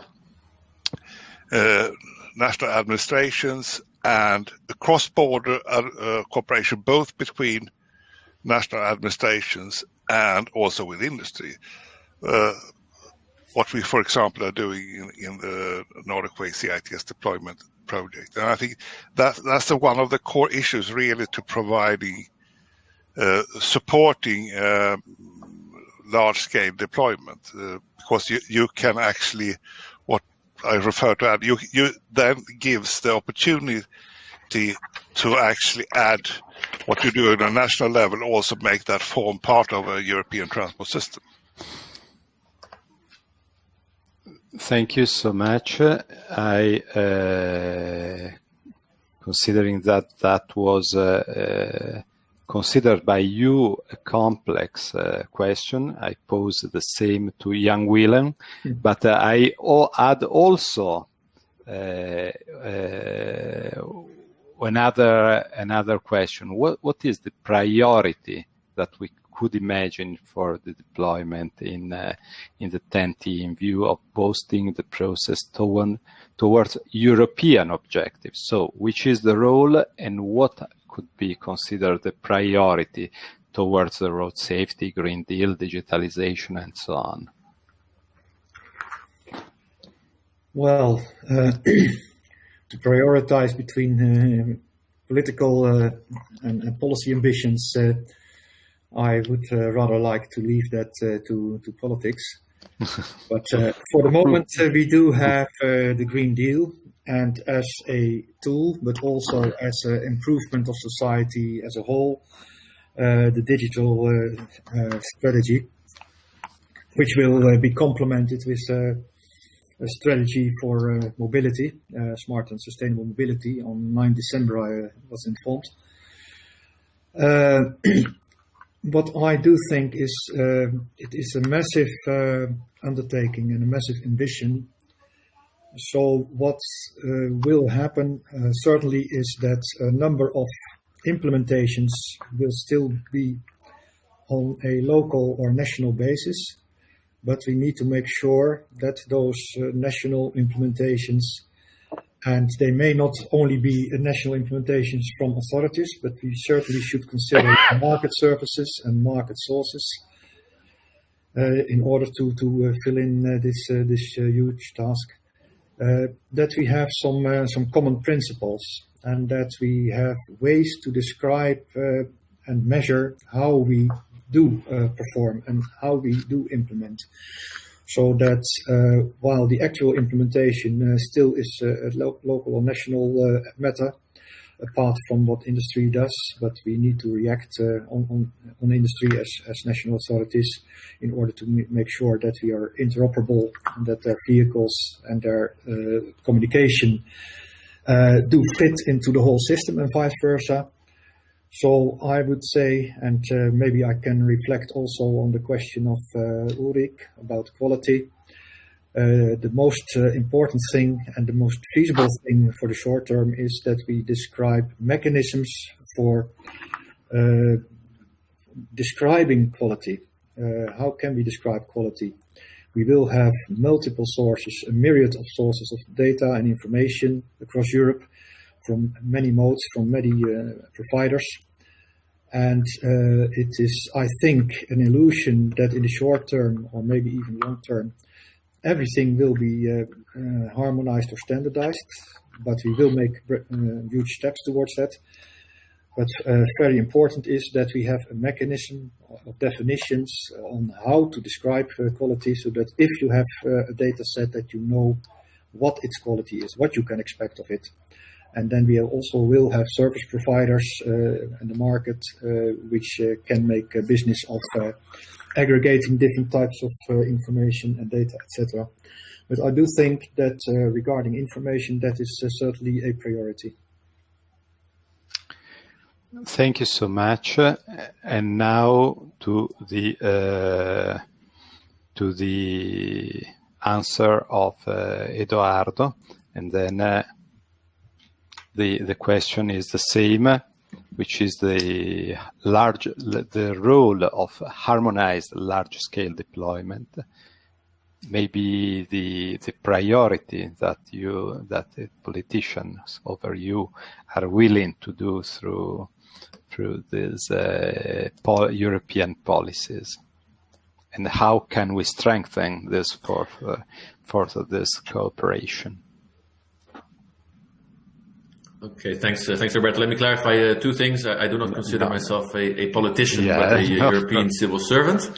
That's an important distinction to make. But of course, we are shaped by politics in the way we have to work. I acknowledge that.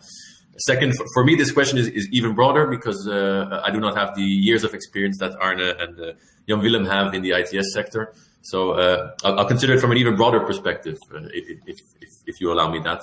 So for me, the priority is to understand which measures or ideas that we've tried in pilots and in research projects which work can actually be scaled up and be brought to a level that everyone can benefit who's traveling on the corridors of these increased and improved services. And of course, what Ulrich mentioned regarding quality is essential there, because we hear all the time from ITS service providers that if quality levels of data cannot be guaranteed, they will not be used in services, will not be taken up in services. So we can spend as much time and effort as we want to improve digitalization of public authorities and road authorities. We can think of everything from our side, from the public side, of what should be done and be picked up by the industry, but without actually making sure that the industry picks up data, can use it because it has service levels, because they know what's in the data and what they can expect. That's going to be essential. So if I would focus on something, it would be indeed making sure that we match the data supply with the data demand, that what we do in terms of legislation from the Commission side is fit for purpose, so that we don't overburden authorities with digitalization tasks which will not lead to any or will not bear any fruit. And to make sure then that indeed collaboration with the private side, the private stakeholders, ITS service providers, telecom providers, is really done on an effective and on a very practical basis. So to see indeed which pilots, be it 5G pilots, be it pilots in terms of data fusion, in terms of data collection, that these are picked up and scaled up in a way which makes sense for everybody. Thank you so much. I think that this, you added a new viewpoint also on the quality, not only quality, but also a wider knowledge from the public that these data are available and are used. Because if you have a high quality data that nobody used because it is put somewhere in a website in Turkish, and only with those who speak Turkish can access to that, is a problem, because we need to make in some way viral this the information on the services that are available. But I have a curiosity that I would like to put to Stefan and Ulrich. We are an industry that is working. In industry are operators and authorities that are working on roads, and then it's natural for us to speak and to think in terms of corridors. And you have seen from the presentation of Jan Willem that also European Commission is thinking to corridors, is thinking in terms of core network corridors. Are these corridors relevant in your business and in your strategies, or is just part of your strategy? Stefan, maybe you first. Yes, for sure we recognize the need of the road transport industry, that it focuses a lot on corridors. So that is something we take into account on the same way as we have other industries in manufacturing or healthcare having some other requirements. We have made a lot of effort to understand the requirements of road transport, and also for sure acknowledge the corridor concept. So for us that is very clear, and we are fully ready to meet the requirements of corridors as we have discussed today. So yes. Thank you. And then Ulrich, that can... Yeah, I guess kind of the same message for me. Yes, corridors are very interesting. It is one important part of our business. It mainly concerns the long haul goods delivery, and that's extremely important. So from that perspective, it has big importance. Then that does not take away from the capillary road network or the solutions for urban solutions and so on. Those are other pieces of the puzzle that we also need to think about and work with. But corridors are one important piece. Of course, is Jan Willem. Ulrich was speaking about the long-term mobility, but we have problems, we have opportunities, issues, opportunities, as you prefer to see the matter, about the integration of data. I know that in East-West Corridor, you made an interesting experience relevant to the intermodality exchange of information. Would you address a few words on what you think as a result of this experience? Yes, well, that's the so-called intermodal route planner we have applied to the East-West Corridor. East-West Corridor running all across Europe, east to west, from Ireland till the Baltic States and Finland. And actually, based on a European Horizon research program, we did a pilot, and we did use the so-called intermodal links route planner for containers to the East-West Corridor. And in the meantime, just last month, we extended it to the whole of Europe. And in this route planner, which is maintained by industry, it's a commercial product, but in effect, it is free of charge to be used from internet by anyone. It describes all the modalities, all the transfer hubs. And if you want to ship a container from A to B, you just give origin and destination, and you get a list of all the modalities and all the routes that are possible, with the dates that they can be shipped, the time it takes, etc. And once you have selected some, you can get to the actual brokers and transfer hubs to really check it out and make your deal. And that is really being used. It is a very low cost. Was a very low cost exercise. And at the moment it is just available for free on the internet for everyone. And we do see that, for instance, in Ireland there is a huge use of this planner, because they have to replan all their transport routes to Europe. So it is massively used there, but also across other parts of Europe. And that just shows that cooperation, starting with a research project from the Horizon program, taken over by industry, a market party, making it a real-life product, which is updated continuously, is a digital tool which promotes multimodality and is very easy to use. So at a very low cost, we have very huge results there. Thank you so much, Jan Willem.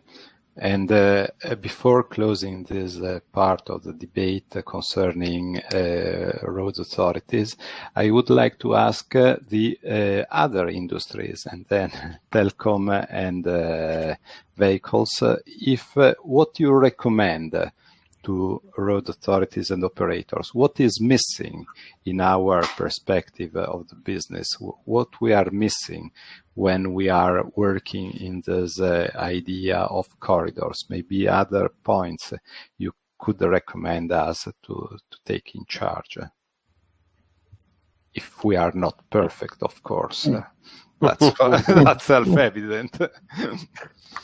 Well, first, I can say that I think you are doing a really good job, and you have established a very good network with stakeholders, such as this one today, and the dialogue is very open and good.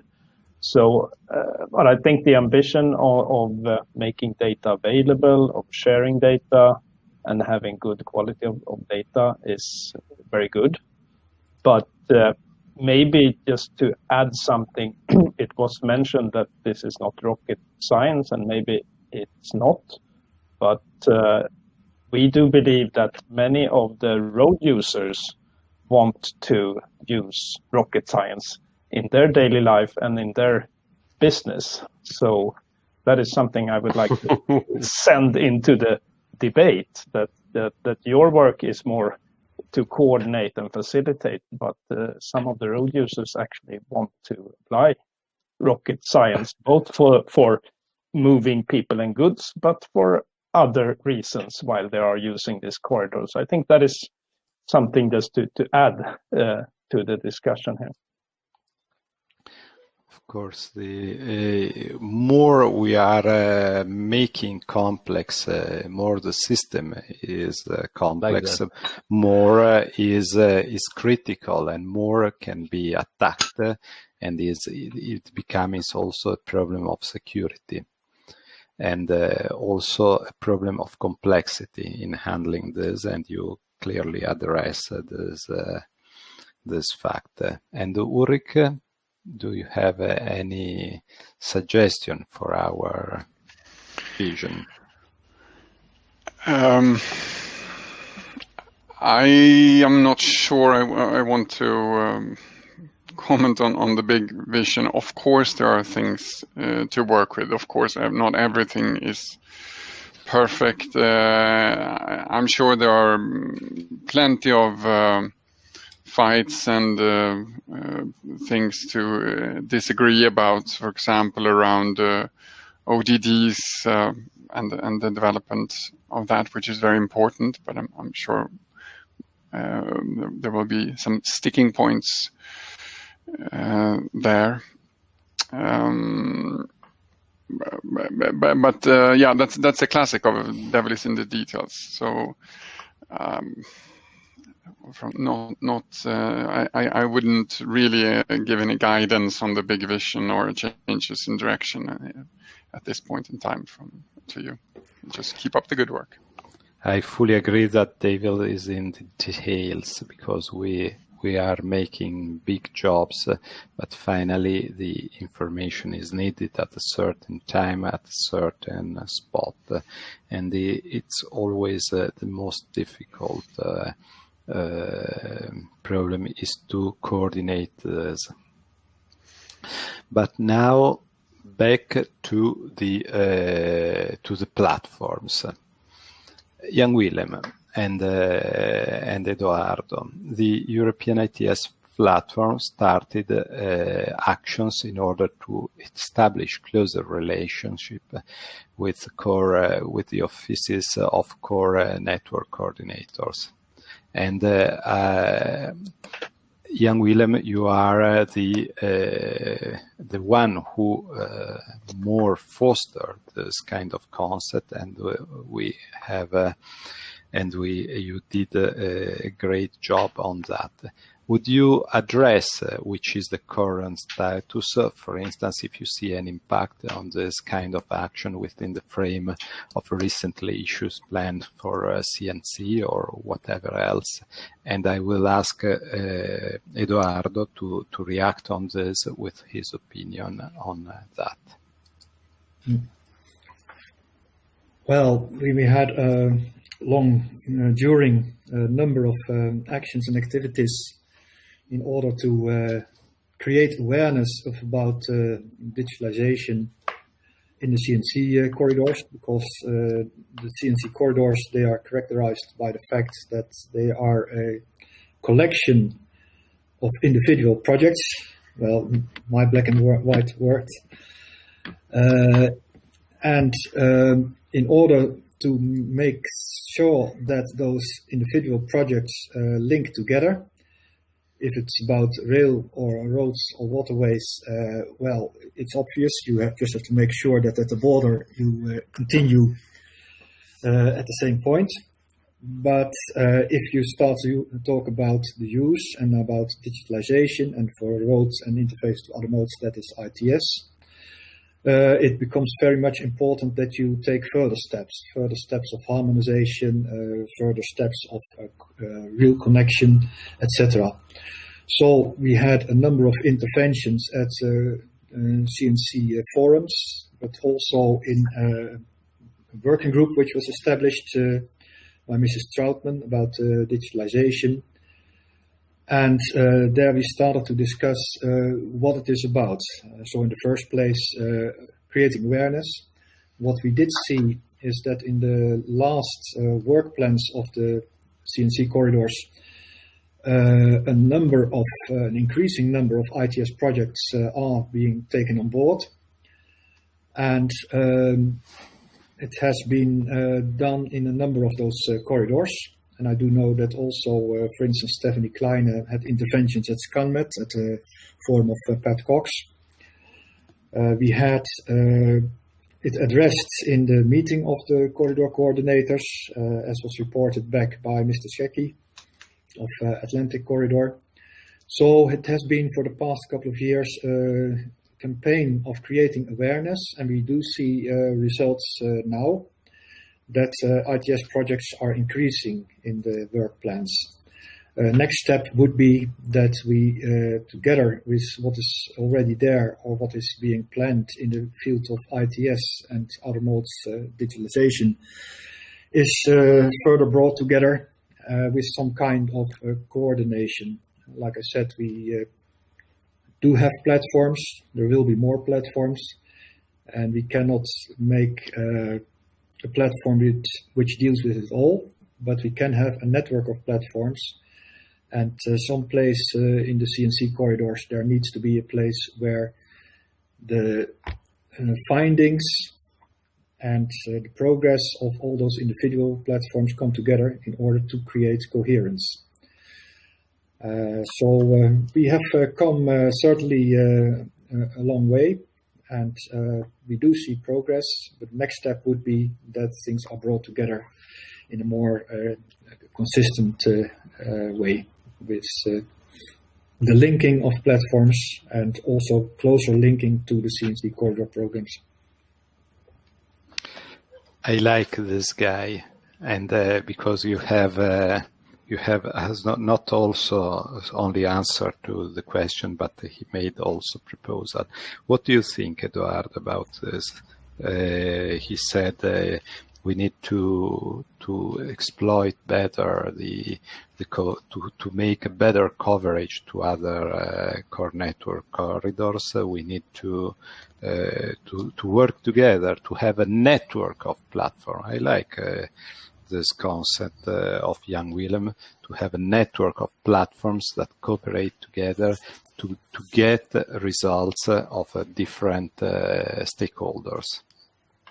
Yeah, Roberto, I completely agree with Jan Willem, and I absolutely take on board his message as well or his plea for coherence and to bring all these initiatives together. I think we are witnessing the coming of age of ITS after decades of growing pains and difficulties in scaling. I think now, thanks to digitalization, we're really seeing that we can start picking the fruits of all the work that has been done by so many people. I think the COVID crisis has highlighted as well, and I often think about what would have happened if COVID would have hit us maybe 10 years ago, where video conferencing and teleworking wasn't this easy. It's I think a lucky coincidence, even though it is a catastrophe, that it hit us now, where we are still able to cope and we're still able to communicate and collaborate with each other in a digital way. I think this is an example that of course this allows also for ITS to start growing and start scaling in a way which will be, I think, unprecedented and with great potential. And for that, we must also then make sure that we collaborate, that all the different initiatives, all the platforms, that we understand that we are all connected, not only in a digital way, but also in what we do, and that we need to work together to make sure that this coming of age will actually reach to be a responsible and intelligent adult. Thank you so much. I share this vision of the fact of this example of the current pandemic crisis, because this is a game changer. This is an accelerating game changer, and then this is a very good case. Arne, what do you think about the discussion that was taken on by Jan Willem and Edoardo, how does fit into the report and plan and policy brief that the European ITS platform under your leadership performed? I think Jan Willem has also been a very, very valuable member of our group, so I think it fits very well. I think that's the description of the thoughts. What perhaps I wasn't described by myself and Ulrich earlier, I think that there's also an element of being brave, have the guts to make things happen. That in terms of having the relevant corporations, the relevant arenas and so on. It's very much of having faith and make things happen. Thank you so much. And now back again to our industrial stakeholder. And then first maybe to Scania, then Ericsson. And I say there are many ways to organize platform. An important discussion among road operators in EUEIP that is quite, I would say, cyclical, is whether or not to include business stakeholders in joint platform to seek cooperation with business platform, which is the industrial view on this. What do you think? You would support to have to be members, for instance, of the European ITS platform, or do you support to have a side platform and then you have the network of platform, as we said before? Stefan. Yes, for us the important thing is, since we are part of being the digital mailman in this, we are supposed to deliver the digital letters in time. We are really keen to know if the letters are big or small, if they are heavy, if they are secret, etc. So, and to do that, we need to have a close cooperation with you that are actually setting the requirements for the data that's going to be sent. So, and sometimes we need to be in really close cooperation and also be members, I would say. So, and we are trying to do that. We are part of many EU projects with cross-border trials in the Nordic Way project and various associations. So I would say yes, that is the only way for us to get on the inside. Otherwise, we get the knowledge too late. Thank you so much. Ulrike, do you have a statement before the closing statement of the Commission? Yeah, I also think that it's of course, very important for us to be involved, and we need to be involved and keep discussions going continuously. Exactly in what formats, that is always something that we need to think about on a case-by-case basis. And also, while this close cooperation is very important, we need, of course, to stay away from the sometimes a bit naive thinking that market forces and industry will solve some issue. We can solve issues, but there needs to be a market incentive in order for markets to step in and do it. And for some of these things, it